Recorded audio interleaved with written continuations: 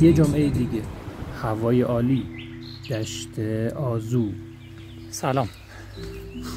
امروز 26 اردیبهشت 404 از دشت آذو میریم به سمت قله آشوب. یه صبحانه کنار این آب دلتون نخواد. نگاه کن اینجا باید بری بالا بری پایین. چی آخه؟ صخره های قله، نگاه کن ملاقات با اسرائیل. اصل ملاقات برف یخزده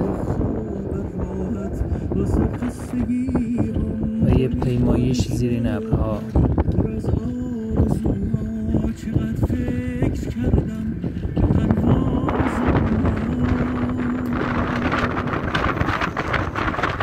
سرعت باد هم زیاد بود.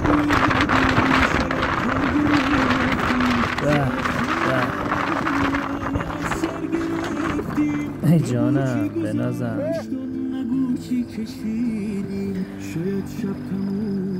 نمایی از دماوند جان از دشت آذو. شاید جون گرفتم، شاید دست تو زیر بارون گرفتم، تو شاید دوباره